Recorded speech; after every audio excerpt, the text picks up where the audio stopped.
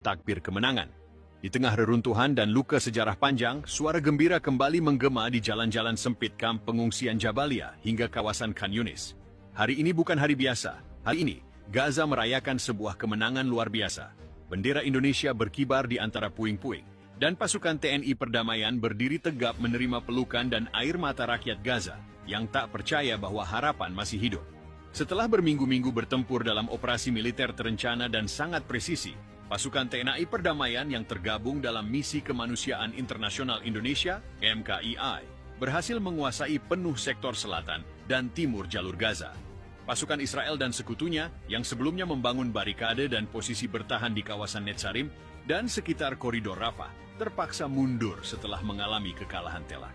Brigjen TNI Hashim Sulaiman, Komandan Utama Operasi, dalam pernyataan resminya menyampaikan, "Kami tidak datang untuk menjajah. Kami datang untuk melindungi yang tak bersenjata. Ini adalah kemenangan untuk rakyat Gaza. Ini adalah kemenangan untuk kemanusiaan." Operasi yang dinamai Garuda Pembebasan berhasil memukul mundur kekuatan gabungan IDF dan milisi pro-Israel dalam waktu singkat. Menggunakan kombinasi pasukan elit Kopassus, Marinir Taifib, dan Brigade Mekanis Kostrad, TNI menerapkan taktik gerilya urban dan blokade udara-darat yang menutup jalur suplai musuh. Pesawat nirawak buatan PTDI menyapu langit Gaza, mengacaukan radar Israel. Tank Harimau Indonesia menggempur posisi mortar musuh di distrik Zaitun, sementara Satuan Tempur Siber TNI berhasil melumpuhkan sistem komunikasi IDF di sektor tengah. Hasilnya, penyerahan tanpa syarat dari ratusan pasukan Israel di basis Al-Maghazi dan keruntuhan pertahanan mereka di sepanjang lembah Wadi Gaza. Saat kabar kemenangan menyebar, ribuan warga keluar dari tempat perlindungan bawah tanah dan reruntuhan bangunan.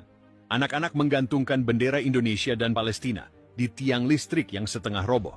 Seorang ibu, Fatimah Al-Khatib, 43 tahun, berlutut di tanah dan memeluk seorang prajurit TNI sambil menangis.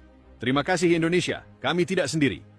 Masjid-masjid yang hancur sebagian kini kembali dikumandangkan azan. Di Masjid Agung Al-Omari, Imam Sheikh Mahmud menyampaikan khutbah. "Hari ini, darah syuhada tidak sia-sia.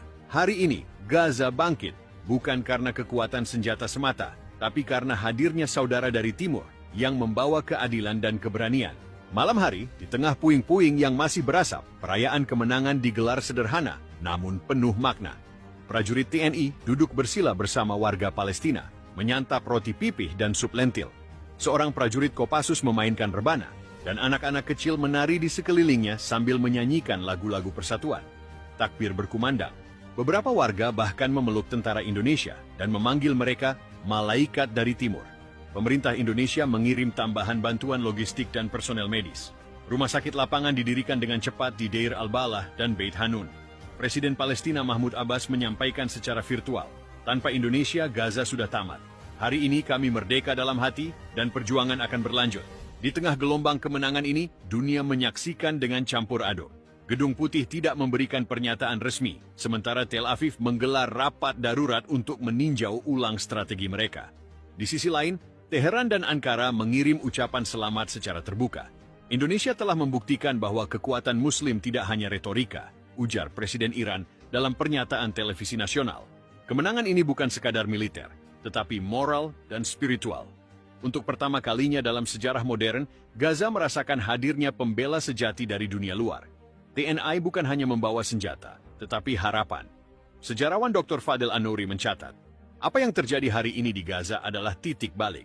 Ini bukan sekadar intervensi, ini adalah deklarasi global bahwa keadilan masih hidup. Dan di bawah bintang-bintang yang bersinar malu-malu di langit Gaza malam ini, suara anak-anak terdengar menyanyikan sebuah lagu baru, lagu tentang harapan, kebangkitan, dan tentang saudara dari negeri yang jauh Indonesia. Dari Rafah ke Jabalia, dari Beit Lahia ke Deir al-Balah, tangis haru dan pekik takbir bersatu membelah langit yang selama berbulan-bulan hanya diisi oleh raungan jet tempur dan ledakan rudal. Warga Gaza turun ke jalan, mengangkat tinggi bendera Indonesia dan Palestina, memeluk para prajurit TNI yang masih berbalut debu dan darah pertempuran. Seorang anak kecil bernama Ali, 10 tahun, berdiri di atas reruntuhan rumahnya sambil meneriakan, "Garuda! Garuda!" Suara itu disambut sorakan panjang dari ratusan orang di sekitarnya. Seorang ibu tua menyerahkan sepiring kurma kepada seorang prajurit TNI yang tengah berjaga di pos blokade Netzarim, sambil berkata dengan air mata, "Kalian datang saat dunia menutup mata. Terima kasih anak-anakku. Operasi Garuda Pembebasan yang dipimpin langsung oleh Brigjen TNI Hashim Sulaiman menorehkan prestasi militer tingkat tinggi yang mengejutkan, bahkan bagi pengamat pertahanan internasional. Berbekal doktrin tempur khas TNI yang menggabungkan mobilitas tinggi, infiltrasi diam-diam, dan penguasaan medan urban, pasukan Indonesia berhasil menerobos garis pertahanan IDF yang dikenal brutal dan nyaris tak tertembus.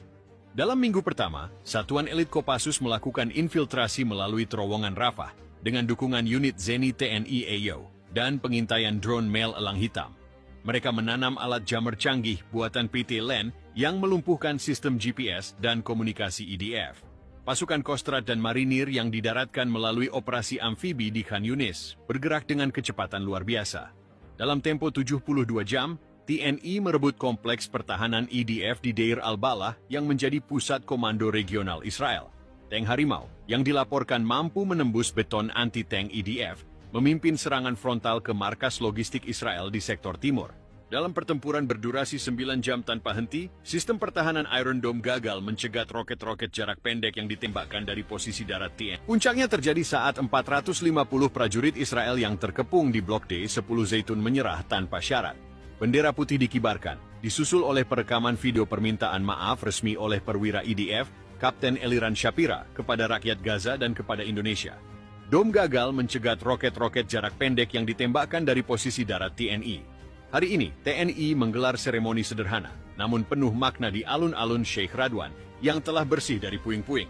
Lagu Indonesia Raya dan Mautini berkumandang bersama, dinyanyikan oleh prajurit dan warga Gaza dalam tangisan haru. Ratusan warga membawa karangan bunga buatan tangan mereka, meletakkannya di depan patung sementara dari batu, seekor Garuda yang menginjak peluru dan berdiri tegak dengan sayap terbuka.